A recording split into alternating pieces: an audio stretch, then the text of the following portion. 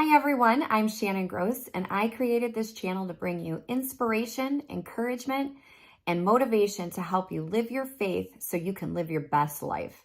Today, I'm going to tell you about a dream that I had when I first became a new Christian. When I woke up and I got the revelation of it, it was shocking. So in the dream, it was my friend and I, and we were at a beach. We had found a sandbar, and the water was only about 2 to 3 feet deep. And so we were laying on our stomachs, and we had our feet up, and it looked like we were probably tanning our backs. And we had this small black box that was in front of us, and it was about 1 to 2 feet in width and length, and maybe about 8 inches deep, but it was heavy. It was so heavy that it was sitting in the water in front of us, and it wasn't moving. But we were about a mile away from the shore. So we're just sitting there, and I remember thinking that we were having cocktails because I was feeling a little bit woozy, and I had no idea what was in the box. I didn't know if we had some extra drinks in there. I didn't know if we were keeping our cell phones in there.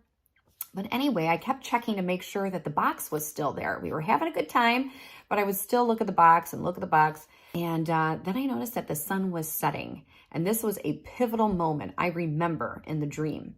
I could either choose to go back to the safety of shore, or I could stay and play. Well, guess what I decided to do? Yes, I stayed and I played. And then it started to get dark, and it got so dark that it was pitch black. We couldn't see the shore, and the water started rising. It started to get a little bit rougher. And so by this time, we're thinking, should we try to head back? We know which direction shore is, but between her and I, were we going to carry the box? Was somebody going to try and swim with it? And so we decided that it was just safer to stay until morning. So I tried to stay awake, and I kept checking on the box, and I kept checking to see if my friend was there. And I was getting really tired because the drinks were starting to wear off, and she fell asleep. And then I did too. And I woke with a start, and it was still pitch black, and I was feeling around, and she was not there, and neither was the box. And that is when my dream ended. So I went to the Lord, and I asked him what it meant. I'm just going to read to you what I heard. He said, "The two of you have fun, Shannon, but this is a cautionary tale. When you first got there, you checked the status of the box, not her. This is your faith kept safe in a box, only for you. Your friend had nothing.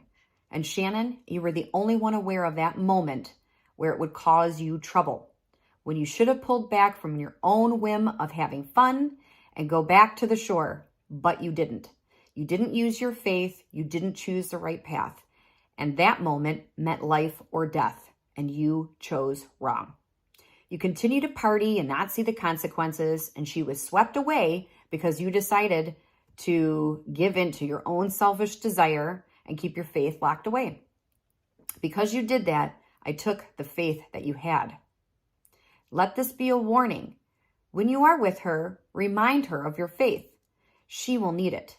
And make wise, godly decisions. Do not allow yourself to go down a path that instigates disobedience. Purposefully getting drunk and just shirking all of your responsibilities, especially with her, because she will need your guidance and to see my light through you and be reminded of it, to stay the course for her salvation." So I asked the Lord if she was saved, and this is what the Lord told me. Yes, but she represents so many Christians today, believing but not truly living in faith the way they should. It's a slippery slope, this lack of faith and trust. It can easily make someone go off on the wrong side of eternity. People either rely on me or they don't. There is no in between. For you new believers that are out there, I just encourage you to keep up with the fire that you have for your faith. And for all you believers that are coming back and reigniting your faith, either on fire for the Lord or it's not. He wants all of you or nothing. We're not supposed to spend an hour with him in church and then ignore him the rest of the week. And we shouldn't treat him like he's less than anything other than the creator of the universe, the all-powerful God that created the world and everything in it. Without him, nothing and no one would be here. We owe him our lives. And why shouldn't we submit to him for everything? The plan that he has for us is good. If everything he has for us is good, why do we waver? Why do we fear doing that? It's time to make a choice. We either trust him or we don't. We either enter into his good plan or we don't. Let us use what little faith we have today and lean not on our own understanding, but trust in him with our whole heart so that he will make our paths straight. That is straight out of Proverbs chapter 3, verses 5 and 6. I believe that God is preparing us for something new. He wants us to know that we can't be on the fence. We're either there to trust him or we're not.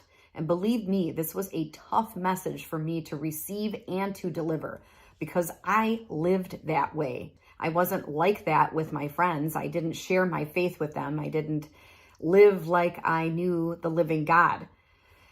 But God worked with me and he worked in my heart, and he is telling me right now, if I am not all in with him, that I am going to miss something big. And I don't know about you, but I don't want to miss anything he has for me. So last week, I actually gave some insight about how you could hear God better. I discussed some steps to help you connect with him in ways that you never thought possible.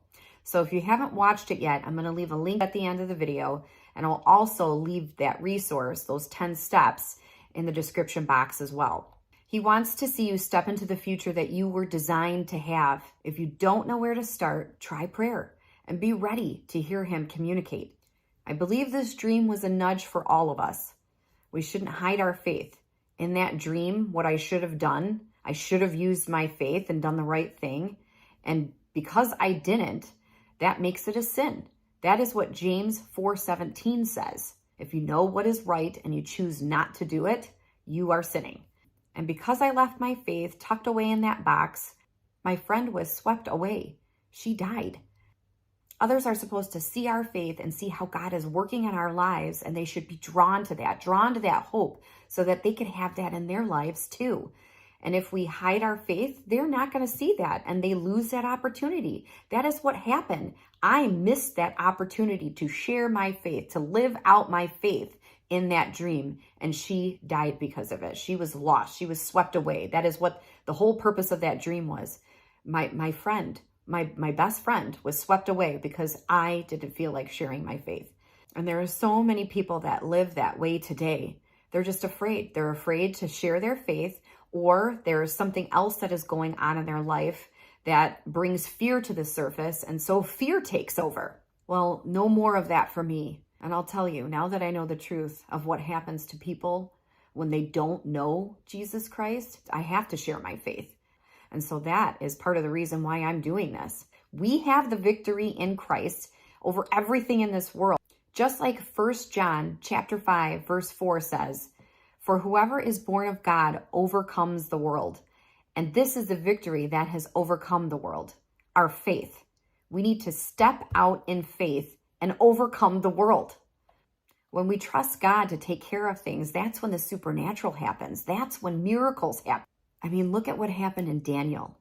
Daniel's 3 friends wouldn't bow down to the false idol that Nebuchadnezzar had set up. They knew that if they didn't bow down, they were going to be thrown into that furnace.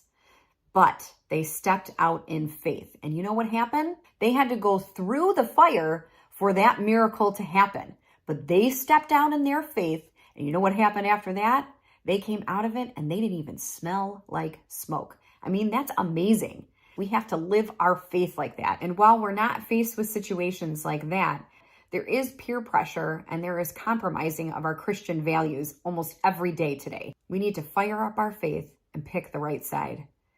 Choose the abundant life that God has for you, and don't choose the fear. Don't let the fear rise up and take over. That is what the enemy has prepared for you.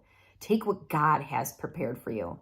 If this video has helped you, please like, subscribe, and share. I'm sure this can make an impact on somebody else that you know. Stay tuned for next week. I have another powerful dream that I'm going to share with you, and you won't want to miss it. And I would love to hear from you. So check out my website at liveyourfaith.co. Yes, there's no M on the end of that. And go to the comment section and write me a question. Write me what you think about these videos. Also, my Patreon site is finally up and active. So if you love that I'm sharing the gospel, please consider becoming a patron and helping to support this effort so I can continue creating free content to reach everybody who needs to hear this message of hope. Thanks for joining, everyone, and I hope this inspires you to live your faith, to live your best life. I'll see you next week.